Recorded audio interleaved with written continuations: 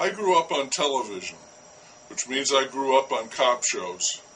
Cop shows have been an essential part, a staple, of television since its inception. There have been half-hour cop shows and hour-long cop shows, gritty cop show dramas, goofy cop show comedies. There was even a cop show musical. That didn't last too long.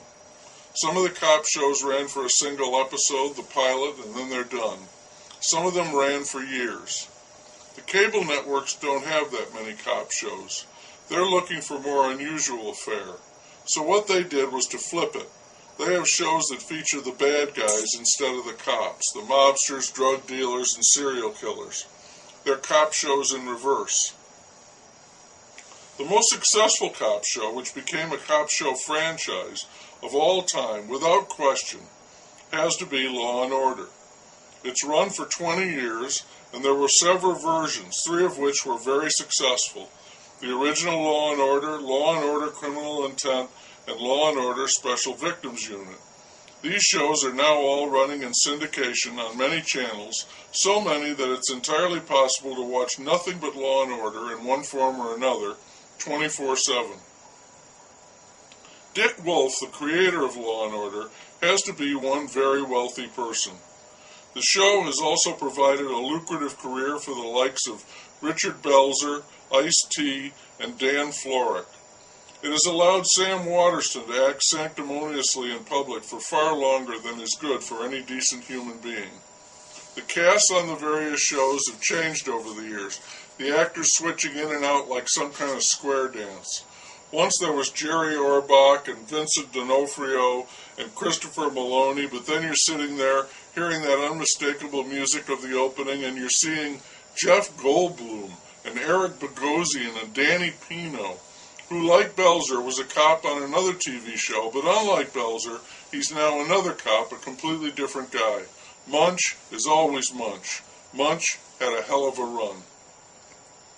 I don't know if they're still making new shows, or if they're all reruns now, if Dick Wolf is still involved, or if he's off on an island with no cops and no robbers. But I would like to extend the franchise, at least one more time, what they call in the business a new iteration. I think it's an idea that could run forever. 1 half hour devoted to the cops, followed by a half hour in the criminal justice system. The stories are very famously ripped from the headlines, and I like the way the scenes change. That nutty sound is made, and the print comes on to tell you where you are. It's a great way of moving a story around. In my version of the show, I want Pee Wee Herman to be one of the cops. I think he'd be wonderful, uncovering clues at the crime scene, interrogating witnesses, apprehending suspects. I know what I am, but what are you?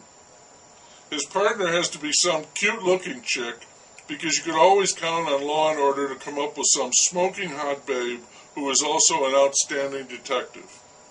In the courtroom, I'd want Gallagher, the guy with the giant wooden hammer who pounded the fruit, culminating in smashing the watermelons.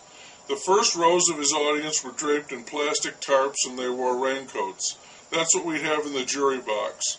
Gallagher would be a bit unorthodox, let's say, in the way he would argue a case, but it would be dramatic and impressive, and I can see witnesses cracking under that kind of pressure. He too would have an excellent-looking young hottie as an assistant DA, because Law and Order never once had a shortage of truly gorgeous young attorneys in the prosecutor's office.